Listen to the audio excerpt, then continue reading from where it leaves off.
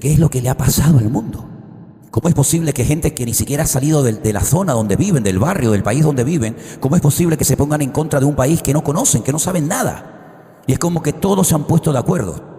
Y hay un salmo que es el 92, que es el salmo que se suele leer todos los días sábado, porque dice el salmo para el día de reposo, que dice: cuando proliferan los impíos y florecen todos los que hacen iniquidad, es para ser destruidos eternamente.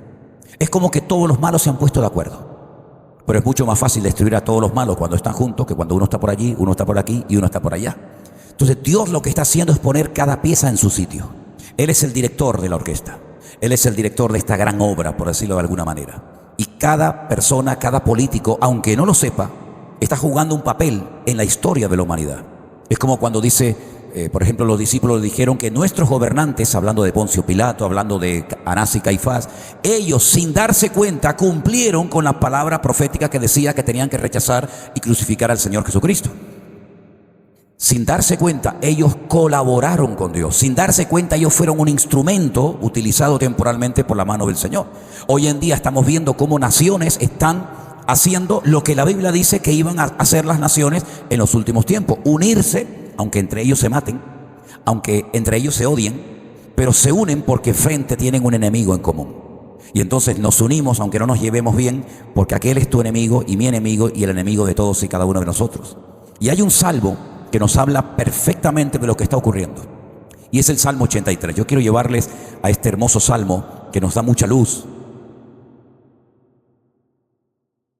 sobre este tema. Salmo 83, por favor. Miren qué interesante las palabras de este salmo. Oh Dios, no guardes silencio. No calles, oh Dios, ni estés quieto. Porque he aquí que rugen tus enemigos, y los que te aborrecen alzan la cabeza. Contra tu pueblo han consultado astuta y secretamente, y han entrado en consejo contra tus protegidos. Han dicho: venid, destruyámoslos para que no sean nación, y no haya más memoria del nombre de Israel. ¿Esto parece el periódico de hoy? Parece que se escribió ayer esto. Ya vienen diciendo hace siglos: vamos a destruirlo para que nunca más exista un país llamado Israel. Porque se confabulan de corazón a una y contra ti han hecho alianza. Y ahora menciona una serie de países que hoy en día tienen otro nombre, pero que son los mismos. Las tiendas de los edomitas, de los ismaelitas, Moab, los agarenos, Jebal, Amón, Amalek, los filisteos y los habitantes de Tiro. También el asirio se ha juntado con ellos, sirven de brazo a los hijos de Lot. Y te das cuenta que las mismas naciones que hace 2000 años o 3000 años quisieron ya destruir al pueblo de Israel para que no existiera, se vuelven otra vez a juntar con el mismo objetivo, con el mismo propósito. Pero vemos que en el fondo, que es lo que no dice la televisión, que es lo que no enseñan en ninguna parte, esto es un conflicto espiritual. Hay un conflicto espiritual. A ver, ¿qué Dios puede más? ¿El de ellos o el Dios de Abraham, el Dios de Isaac y el Dios de Jacob? No es simplemente que yo quiero esta tierra y yo también la quiero. Miren, el pueblo de Israel desde el año 1948 aceptó por parte de las Naciones Unidas la partición de lo que llamaban en aquel tiempo, que estaba bajo dominio inglés, Palestina. Pero no porque hubiera un Estado palestino, nunca existió un Estado palestino, jamás. La palabra Palestina la empleó por primera vez el emperador romano Adriano.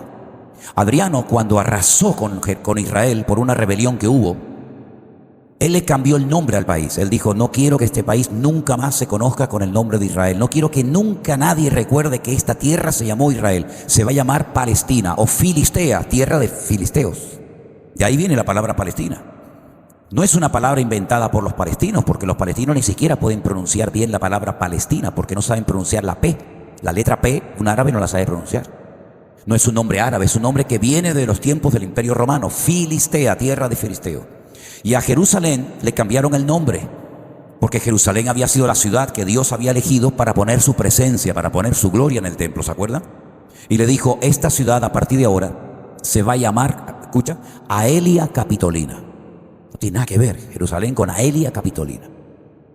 Y se produjo un cambio de nombres, porque ustedes saben que el nombre habla de la esencia. Es como, por ejemplo, cuando tú dices No quiero hacer propaganda de nada, ¿no? Pero cuando dices Coca-Cola, sabes a lo que me estoy refiriendo.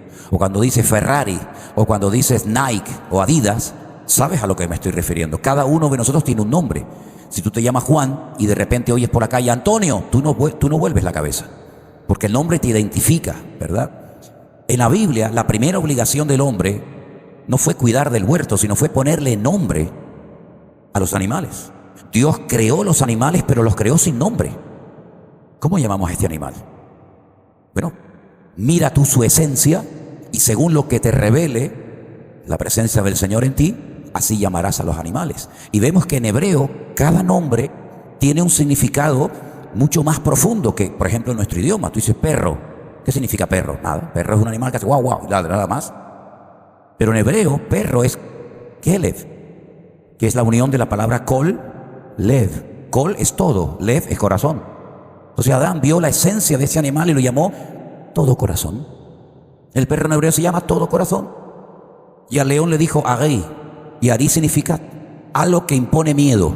Cuando dice que el principio de la sabiduría es el Ari, es el temor a Dios. Pero en ese momento el león no era salvaje. En ese momento el león era un animal que lo podías acariciar. No transmitía temor.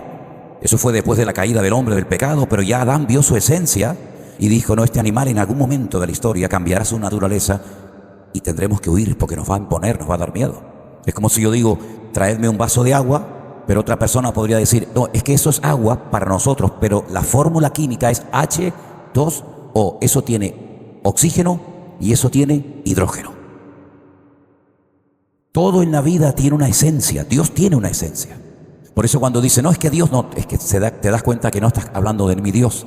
Porque Dios tiene una forma de ser, Dios tiene una esencia, Dios tiene una característica, es como un perfume. Tú lo hueles y dices, este perfume es este, o este perfume es el otro, o esto sabe a salado, o esto sabe a azúcar.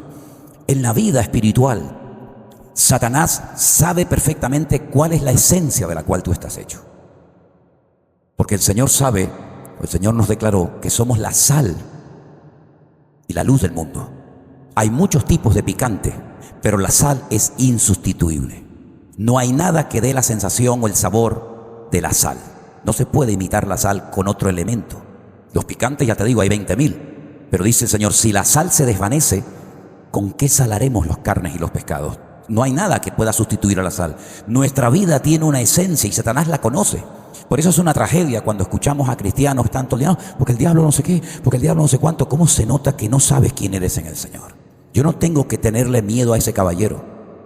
Es Él el que me tiene miedo a mí. Porque cuando usted enciende una luz, usted no tiene que llamar a los mosquitos. Usted los llama, mosquitos, mosquitos, vengan. Usted enciende una luz y automáticamente los bichos vienen. Usted es una persona espiritualmente hablando, no me confunda. Usted espiritualmente hablando es atractivo. Los hijos de Satanás, los demonios saben quién eres. Porque tú cuando vas por la calle, aunque veas que vas así con tu ropa y con tu peinado y con tu lo que sea, Satanás se mueve en un terreno espiritual y sabe perfectamente discernir quién es y quién no es. Por eso un verdadero cristiano, una verdadera hija de Dios no puede pasar desapercibido mucho tiempo en ese puesto de trabajo. Tarde o temprano alguien te dirá, oye, tú eres un poco raro, ¿no? Tú hablas diferente, ¿tú qué eres? ¿No te han hecho nunca esa pregunta?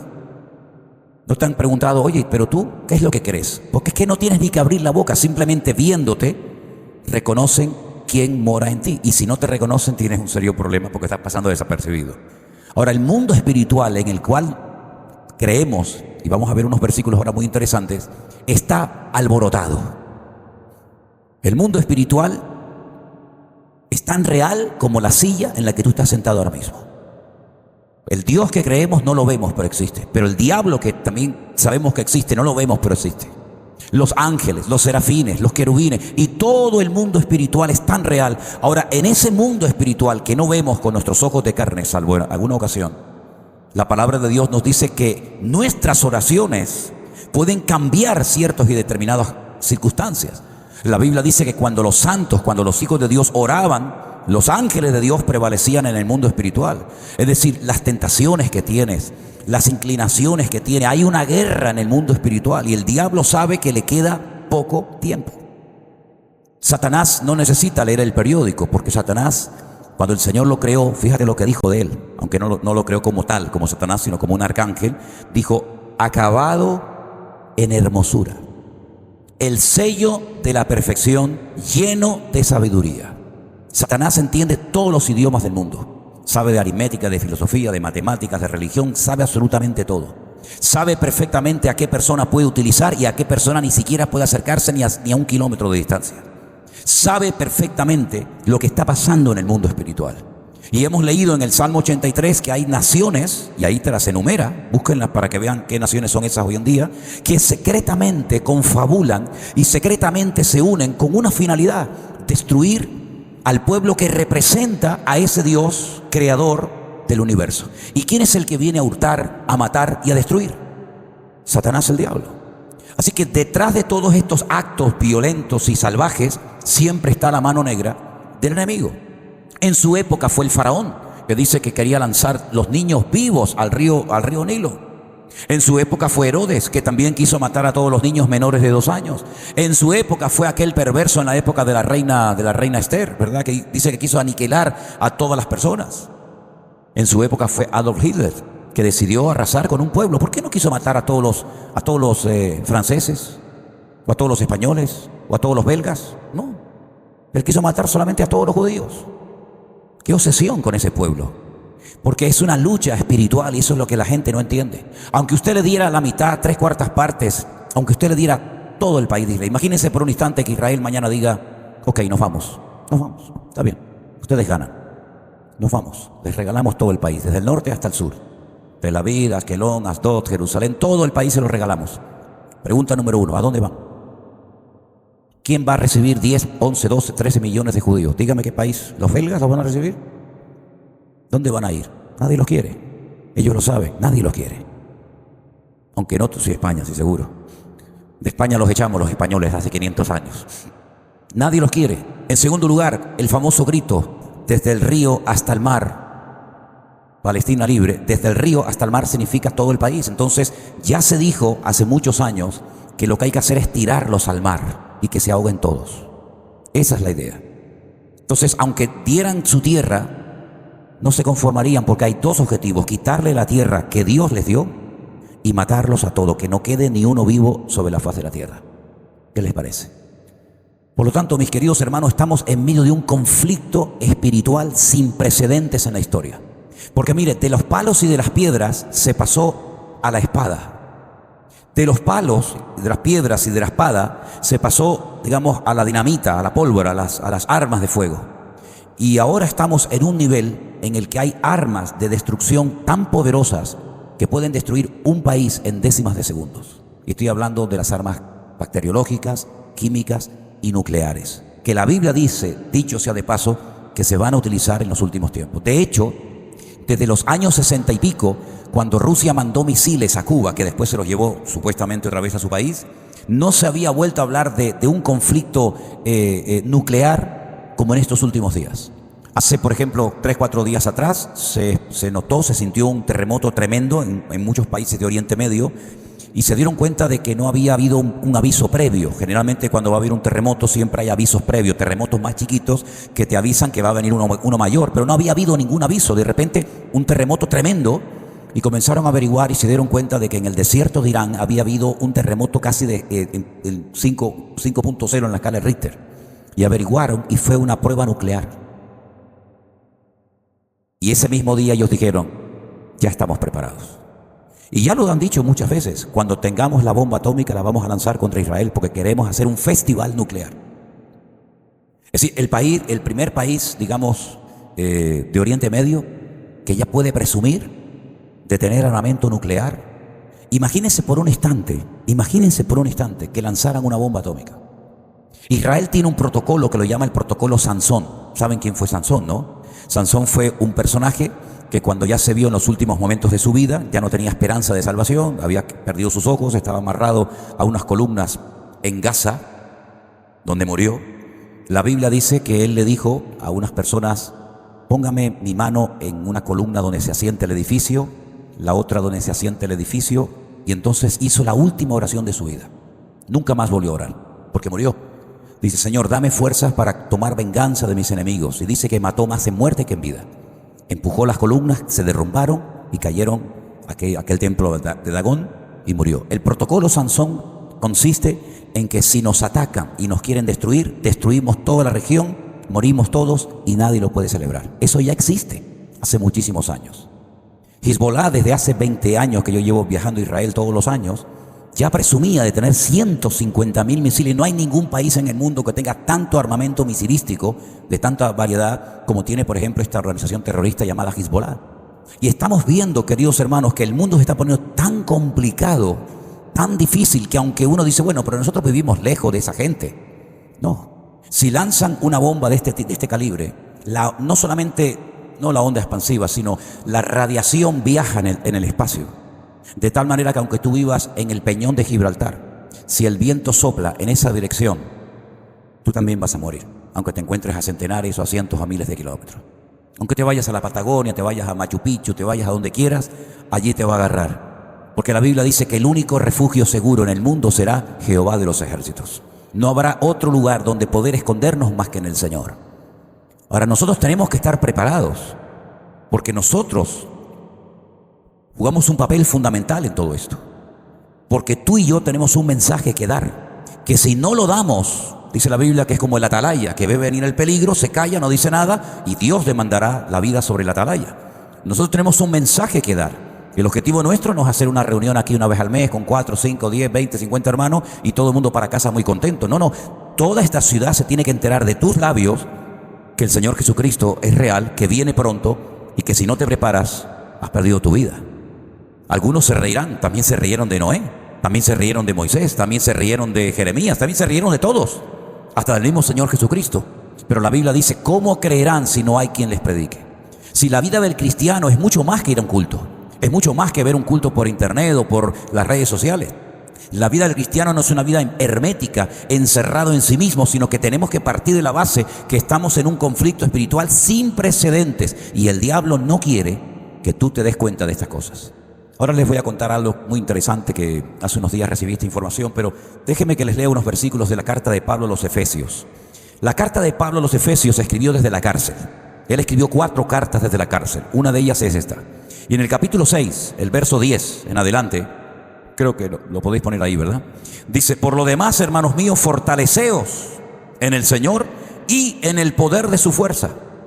Eso es lo que tenemos que hacer, fortalecernos en el Señor y en el poder de su fuerza. Vestirnos de toda la armadura de Dios para que podáis estar firmes contra las acechanzas del diablo. Escucha bien esto ahora, esto es tremendo. Porque no tenemos, no dice no tendremos, no, es que ya lo tienes ya. No tenemos lucha contra sangre y contra carne, sino contra principados, contra potestades, contra gobernadores de las tinieblas de este siglo, contra huestes espirituales de maldad en las regiones celestes. Por lo tanto, tomad toda la armadura de Dios para que podáis resistir en el día malo. Y habiendo acabado todo, estar firmes. Estad pues firmes, ceñidos vuestros lomos con la verdad. Tienes que preguntarte si lo que practicas, lo que crees, lo que enseñas es verdadero o es falso. Porque dice aquí que yo me tengo que cubrir mis lomos con la verdad. Tú tienes que comprobar si tu religión, tus prácticas, tus costumbres, tus tradiciones son verdad o son heredadas, vete tú a saber de quién, pero que no tiene nada que ver con la verdad. Porque la verdad es lo que nos trae libertad. Y si tú no conoces la verdad bien, tú vas a ser un esclavo. Y vas a vivir como un mendigo, como un anoréxico espiritualmente hablando, pudiendo haber vivido en libertad porque no conocías verdaderamente la verdad. Hay gente que vive traumatizada, gente que vive esclavas de pensamientos, de traumas, de heridas del pasado y no son libres porque no conocen la verdad que en Cristo somos libres de toda atadura y de toda cosa que nos hicieron o nos dijeron. Entonces es muy importante cubrirnos con la verdad y con la coraza de justicia, la justicia de Cristo, calzados los pies con el apresto del Evangelio de la paz. Sobre todo, dice, sobre todo, toma el escudo de la fe, para que puedas apagar todos los dardos de fuego del maligno, y toma el yelmo de la salvación. El yelmo era lo que se cubría la cabeza, como el casco. La espada del Espíritu, que es la palabra de Dios, orando en todo tiempo con toda oración y súplica en el Espíritu, y velando en ello con toda perseverancia y súplica por los santos. Es decir, Pablo está preso y él está observando que en la puerta hay un soldado romano. Y él dice, yo me voy a fijar cómo va vestido este hombre. Él lleva un yelmo aquí en la cabeza, lleva un escudo, lleva una espada, lleva una coraza lleva unas botas especiales para la guerra. Y yo voy a comparar todo eso con la armadura del creyente. Así como se protegía el soldado, el corazón, la parte más vulnerable, así también tenemos que cubrirnos nosotros. Y la cabeza, que son los pensamientos, los recuerdos. Y va describiendo diferentes partes de la armadura para que tú y yo podamos hoy estar firmes, y cuando te vengan los ataques que te van a venir, cuando termines, dice la Biblia, permanecer firme. De lo contrario, tú vas a ser una víctima más, porque Europa va a entrar en un declive terrible, terrible. Es decir, Europa espiritualmente hablando, vamos a empezar por ahí, Europa espiritualmente hablando está muerta.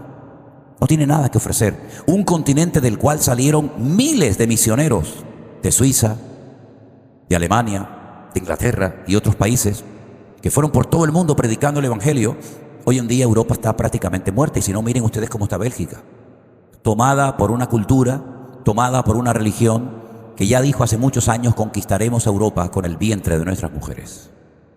Ellos no se cortan. Y si tienen que matar, matan. Y si tienen que gritar, gritan. Y si tienen que hacer lo que sea, lo hacen. ¿Por qué? Porque por su Dios y por su religión son capaces no solamente de vivir, sino hasta de morir. Europa espiritualmente hablando está caos, está muerta, está en coma, no tiene nada que ofrecer. Las leyes que se han aprobado en Europa en los últimos años son leyes totalmente antibíblicas. Para colmo, tenemos en Italia, en el corazón prácticamente de Europa, una institución religiosa que está totalmente podrida. Una institución que no tiene absolutamente nada que ofrecerle al mundo. La religión tradicional que los españoles llevaron a América, que no servía aquí, pero la llevaron allá y la dejaron allá. ¿Y qué es lo que produjo? Nada, no produjo nada. ¿Y cuánta gente hoy en día piensan que por ser católico, pues ya pueden hacer lo que les da la gana? Como me dijo una vez un católico, dice: bueno, pero entonces los católicos, ¿qué hacemos? ¿Y ustedes nada? ¿A ustedes los bautizó una persona? Padre, madre, primo, sobrino, padrino o madrina. Cuando quieren van a misa, cuando no quieren no van. Y no tienes que hacer absolutamente nada, pero te escudas detrás de una religión que no salva, sino una religión que, por ejemplo, en Europa mató a 300 millones de personas. Sí, los españoles inventaron junto con los franceses la Santa Inquisición y se fueron a Perú y se fueron a México y barrieron toda Europa, quemando y crucificando gente por todas partes. Por ejemplo, el que tradujo esta Biblia, la Biblia que tú lees en español, ¿quién la tradujo? Un cura español. Un señor llamado Casidoro de Reina. Él fue el que tradujo la Biblia, pero no en España, no podía. Tuvo que salir corriendo a Suiza, después tuvo que salir corriendo a Alemania, y allí tradujo la Biblia para que pudiéramos tener la Biblia en nuestros idiomas, ¿verdad? Y poder entender la palabra de Dios. Y siempre fue así. Y el rey Felipe II, junto con el clero católico, estuvo asesinando y matando y torturando a gente por todas partes. Y si ustedes quieren un día ir a Madrid, a la capital de España, vayan a la Plaza de Colón, al Museo de Cera. Y en la primera planta, en el primer piso, hay un salón enorme, gigantesco, donde están los aparatos que se utilizaban para atormentar a la gente antes de matarlos en la hoguera o crucificados. Eso es historia, eso no lo he escrito yo, eso es historia, ¿verdad? Y en el corazón de Europa tenemos la representación de esa iglesia.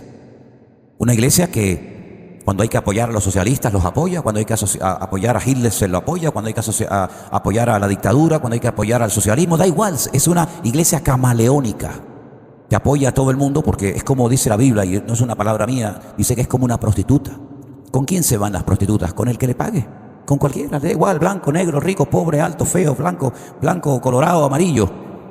Y la palabra de Dios nos enseña que de ese lugar de prostitución espiritualmente hablando, se levantará un falso predicador, que la Biblia le llama un falso profeta, un falso predicador, que apoyará a un líder político que tendrá una influencia tremenda en los últimos tiempos, que nosotros lo conocemos como el anticristo, aunque recibe otros muchos nombres en la Biblia. Y es curioso que el corazón de la política europea está aquí, donde ustedes viven, está aquí en el Parlamento Europeo. Y lo que ahí se aprueba tiene que aceptarlo todo el resto de Europa. Y hay cosas que uno dice: pero ¿cómo es posible que un prófugo de la ley, que robó, que mintió, que quiso dar un golpe de Estado contra España, independizándose, vino aquí a Bélgica y está viviendo aquí como un marajá, está viviendo aquí como un rey y nadie le dice nada? Y el otro día fue escondido en un maletero de un coche, dio un meeting de 5 o 10 minutos, se escondió y se vino otra vez para aquí. Creo que vive aquí en Waterloo. Es increíble ver la cantidad de cosas extrañas que estamos viendo. Y bien, vemos que hay naciones pequeñitas que tienen un armamento tan grande. Miren, hermanos, en la Franja de Gaza, para que ustedes se hagan una idea, tiene 40 kilómetros de largo. Son las mejores playas del Mediterráneo, un lugar precioso. De ese lugar sacaron a palos, porque no querían salir, a todas las familias, a todos los judíos que vivían. Dejaron sus cementerios, la universidad, las casas, los coches, todo lo dejaron. Lo sacó el ejército y la policía a palos. Se lo entregó en principio a la autoridad palestina, ¿verdad? Al poco tiempo, ese lugar precioso del Mediterráneo, que podía ser Mónaco, podía ser algo maravilloso, porque hay mucha historia bíblica, hay playas maravillosas, había una infraestructura tremenda, la fueron destruyendo, a tal manera que por abajo, en una franja de 40 kilómetros de largo, han construido más de 750 kilómetros de túneles. ¿Cómo es posible que en un sitio tan chiquito de 40 kilómetros, por abajo hay 750 kilómetros de túneles en diferentes niveles? Unos a 20 metros, otros a 30, otros a 80, otros a 100. Esos túneles valen millones. Alguien hizo una estadística, dijo, con todo lo que se han gastado en hierro, en cemento, en arena, en hormigón, podían haber construido cientos de mezquitas, colegios, casas, universidades, carreteras, un aeropuerto, un puerto para que llegaran los cruceros de lujo y llegaran allí. ¿De dónde sacaron tanto dinero? Bueno, de naciones que se han enumerado esta tarde en el Salmo 83, con el único objetivo de que ese país nunca más exista. Ahora, ¿qué pasaría? Por un instante, ¿qué pasaría si Israel pierde y no existe? Número uno, espiritualmente hablando, se demostraría que Dios no existe o que Dios miente. Porque hay promesas que Dios ha dado de que ese pueblo nunca va a ser destruido. Y ojo, no es que sean perfectos, no es que sean los mejores de la tierra, no es por eso. Ya lo dice el Señor, no lo hago por ustedes, no lo hago por vosotros, sino por mi nombre. Porque yo he hipotecado mi nombre y he dicho que esta tierra es mía, porque la tierra no es de ellos, la tierra no es de los palestinos, la tierra es del Señor. El Señor dijo, de Jehová es la tierra y su plenitud. Pero si alguien es capaz de destruir este pequeño pueblo, que no es ni el 0,3% de la población mundial, pues significa de que otra religión, con otro profeta y con otros libros, han demostrado que la Biblia es mentira y que Dios no existe. Y por eso hay un conflicto espiritual tremendo. Y ese conflicto espiritual va a ir a más, y va a ir a más. El día 7 de octubre solamente un grupo terrorista atacó a Israel, el grupo Hamás. La palabra Hamás, dicho sea de paso, en árabe significa violencia, el grupo de la violencia. Hamás significa violencia en árabe. A los pocos días atacó Hezbollah. A los pocos días los hutíes en Yemen, que está a 3.000 kilómetros de Israel. Al poco tiempo misiles de Irak, al poco tiempo misiles de Irán. Y hay 7 frentes abiertos. Israel está peleando en 7 puntos diferentes, incluso con gente que está dentro, en lo que llaman vulgarmente la franja de Cisjordania, pero no es Cisjordania, es Judea y Samaria, ¿verdad? Donde estaba el pozo de Jacob y la mujer samaritana y todo aquello. Hermanos queridos, nosotros estamos viviendo en una época tremendamente interesante, porque estamos viendo que Israel cada vez se va a encontrar más sola y más encerrada en sí misma. El mes de noviembre va a ser un mes que va a cambiar la historia de la humanidad, y si no, ojo a lo que les estoy diciendo. El mes de noviembre se va a celebrar en los Estados Unidos unas votaciones. Salga quien salga, gane quien gane, va a ser algo tremendo. Porque la mayoría del armamento que utiliza, por ejemplo, Israel para defenderse, aunque Macron el otro día dijo que no hay que darle armas, entonces si no me das armas me van a matar. Pero bueno, lo dijo diplomáticamente. La mayoría de las armas que Israel utiliza no son solamente de fabricación casera, sino son compradas, por ejemplo, a la industria armamentística de los Estados Unidos. La Biblia nos enseña que en los últimos tiempos Israel se verá solo. No tendrá ayuda de Europa, no tendrá ayuda de América, se quedarán totalmente solos. Y es entonces cuando se va a llevar a cabo una batalla que va a animar a los otros que aún no han intervenido, pero que se van a meter en el carro, diciendo, bueno, ahora que se le está quedando el armamento, que se está acabando el armamento, ahora que se están quedando sin bombas, ahora que ya no, Estados Unidos no la apoya, ahora que me da igual, la muchacha o el Trump han retirado los portaaviones, ahora que Israel está solo y que tarde o temprano se van a quedar sin armas, ahora es cuando podemos atacarles. ¿Y saben quién va a ser el que va a unir al resto de naciones que todavía no se han atrevido a atacar directamente a Israel, sino por abajo? Rusia. Rusia hace años tiene sus armas, sus aviones, sus tanques arriba en Siria. Y Rusia, según la palabra de Dios, va a entrar por los altos del Golán. Van a llegar a un valle que se llama el Valle de Meguido o el Valle de Josafat. Es un valle gigantesco, o el Valle de Jezreel, como también se le conoce. Y allí se va a llevar a cabo una batalla como jamás en la historia se ha llevado a cabo. La famosa batalla de Armagedón, donde dice la Biblia que 200 millones de soldados de todas las naciones de Europa y de otros países árabes se van a unir para atacar y destruir al pueblo de Israel. El que va a ir al frente de este ataque va a ser el personaje siniestro que lo conocemos vulgarmente con el nombre del antimesías o del anticristo, que dice que logrará llegar hasta el Monte de los Olivos. Los que han estado allí conmigo saben, el Monte de los Olivos, en cuanto subes ya ves a Jerusalén, ahí está en el valle. Él va a llegar hasta el Monte de los Olivos y allí dice que muere, porque dice la Biblia que el Señor lo mata con el resplandor de su venida.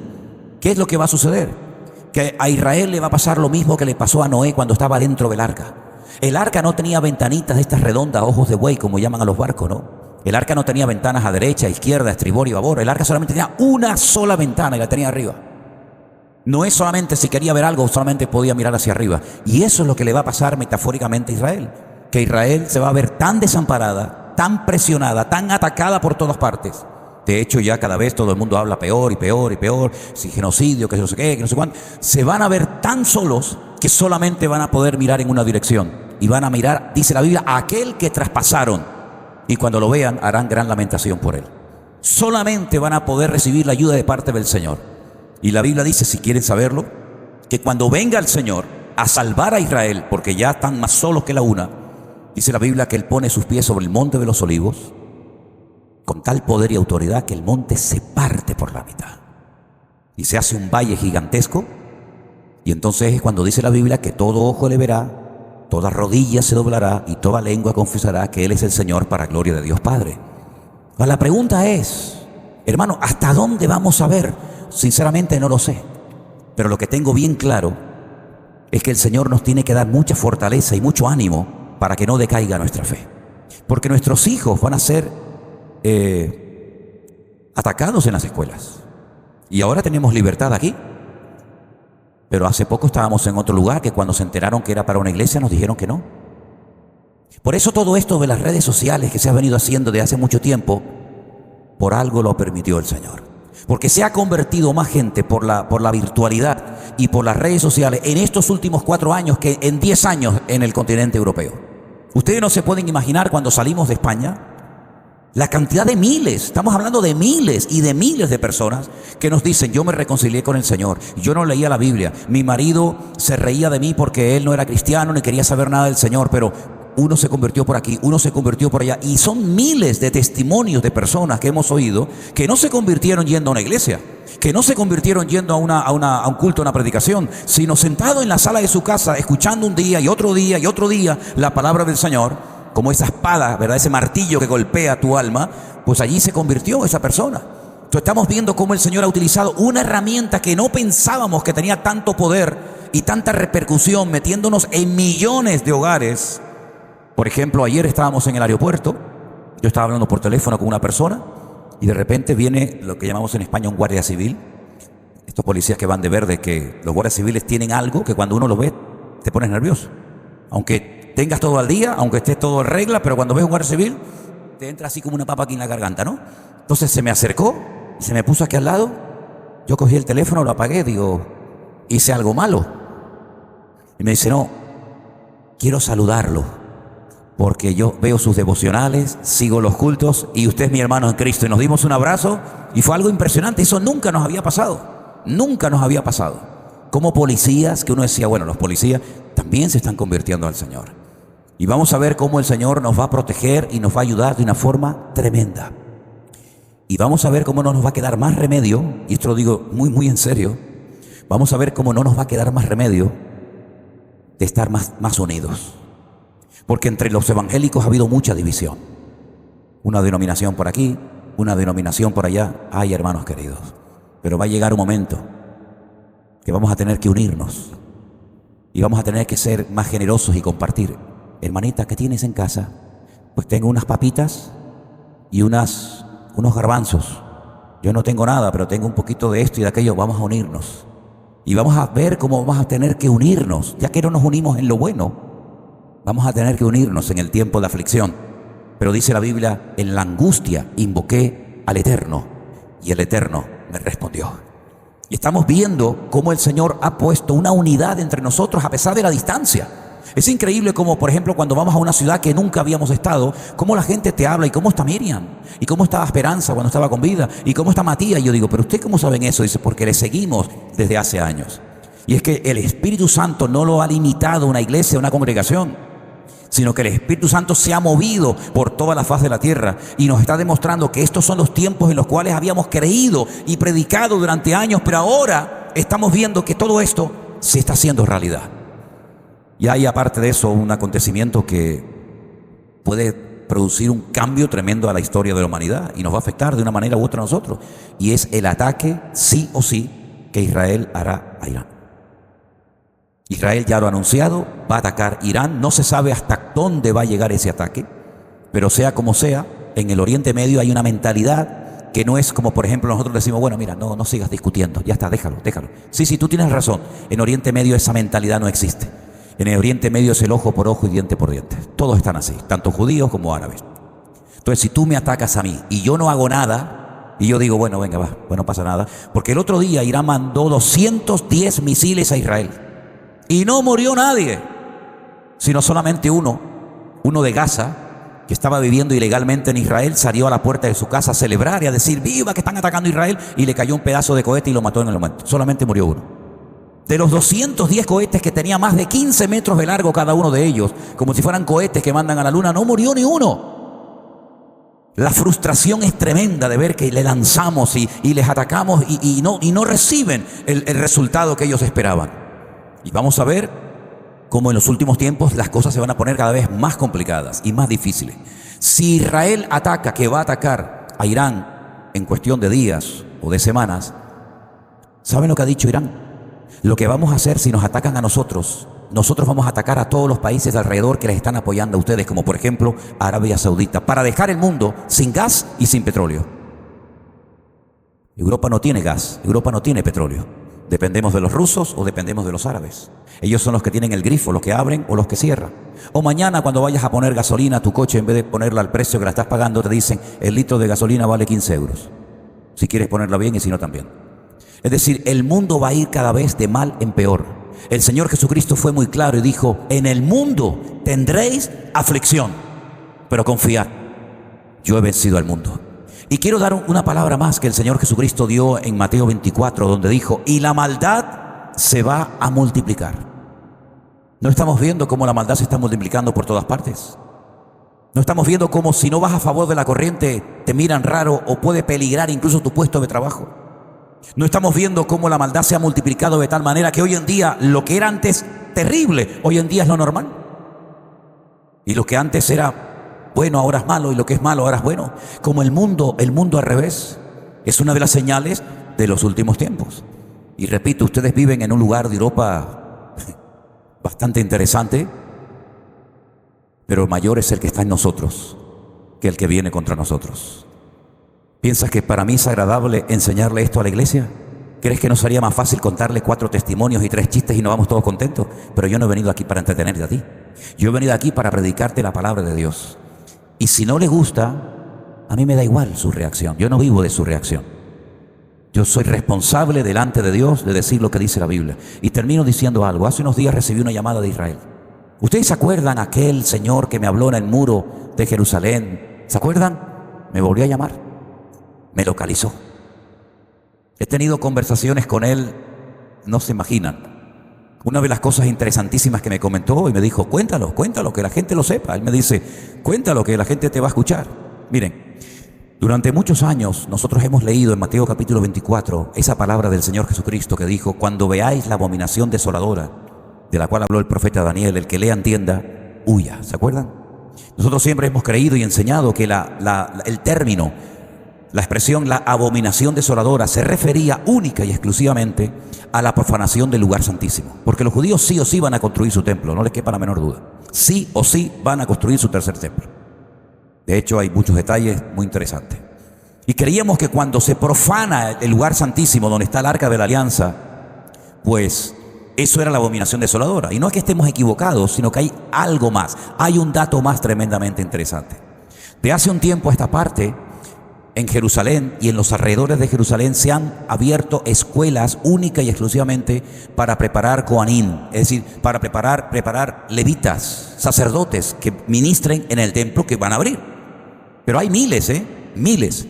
Pero tiene que haber lo que se llama un Sanedrín. Un Sanedrín es un grupo de 71 varones, todos judíos, que son los que eligen, los que hacen los turnos. Ahora ministra esto, ahora ministra lo otro, ahora tú pones el aceite, mañana yo pongo no sé qué. Bueno, como todavía no han podido construir el templo, aunque todo lo tienen preparado y dispuesto, incluida el Arca de la Alianza, la cuestión está en que ellos se les ocurrió la idea genial de construir un altar de sacrificio portátil. Como ellos se han dado cuenta que a lo largo de la historia se hicieron sacrificios sin tener el templo, por ejemplo, Abraham levantaba altares y no había templo. Jacob levantó altares y no había templo. Elías hizo un altar y un sacrificio en el monte Carmelo y no estaba el templo de Jerusalén. A ellos se les ocurrió la genial idea, y ya lo han hecho, de construir un altar portátil, porque ya Israel ha quitado el veto, ya Israel ha quitado la prohibición de que judíos pueden subir al monte donde estaba el templo a orar. Eso durante años estaba prohibido, no podían subir los judíos, pero ahora esa ley ya no existe. Ahora cualquier judío puede subir, hombre, te juegas, te la expones, pero ya pueden subir. No es un delito que la gente suba arriba al templo a orar. De hecho, están subiendo cada vez más. Ellos lo que quieren hacer un día que ellos decidan subir, es llevarse ese altar portátil, montarlo en la explanada del templo y comenzar a hacer sacrificios. Para hacer sacrificios tienen que haber sacerdotes. Los sacerdotes ya están. Para hacer sacrificios hace falta un altar. El altar ya está. Pero para poder hacer un sacrificio en aquel lugar que ha sido tan contaminado, tiene que haber un animal sin defecto, lo que se llama en hebreo una pará adumá, una vaca, que todos los pelos de su cuerpo sean de color rojizo, ¿verdad? Para que sacrifiquen esa vaca, ese animal, y con las cenizas de ese animal las rocían por la explanada del templo y así purifican y limpian el templo. Pero lo tremendo no es esto. Lo tremendo es que cada vez hay más judíos ortodoxos, de estos que van con los ricitos y con el talid y todo lo que ustedes saben. Cada vez hay más que se han convertido al Señor Jesucristo, que son judíos creyentes en el Señor Jesús. Y lo que se les está tratando de decir es que nosotros no necesitamos la sangre de ningún cordero de Dios, como ustedes dicen los mesiánicos, sino que nosotros vamos a hacer nuestros propios sacrificios con nuestros animales y nosotros no necesitamos ningún salvador ni ningún redentor que nos redima de ningún pecado. Otra provocación más. Otra provocación más. Y hay un amplio sector de ellos que en cualquier momento van a subir arriba y se va a armar una carnicería, hermanos, arriba, de tal magnitud que no somos conscientes de lo que puede ocurrir mañana, pasado mañana, el mes que viene, porque el sueño de toda la vida de este presidente de Israel, Benjamín Netanyahu, es construir el templo de Jerusalén. Y no se va a ir de la presidencia, no se va a ir del gobierno hasta que él vea el sueño cumplido. ¿Por qué se creen que lo apoyan tanto los dos partidos políticos ultraortodoxos? ¿Porque les cae bien? No. Porque él les ha prometido que si a mí me apoyan, yo voy a hacer todo lo posible por echar a los árabes de allá arriba y que ustedes tengan su tercer templo de Jerusalén. Es decir, todo esto que parece como una película, ¿no? Parece como una fábula, parece una cosa rara, ¿no? Todavía soñando con sacerdotes y con templos y con sacrificios. Todo esto que para nosotros en Europa nos suena raro, para ellos es el sueño dorado de su vida. Y hermanos, esto no ha hecho más que empezar.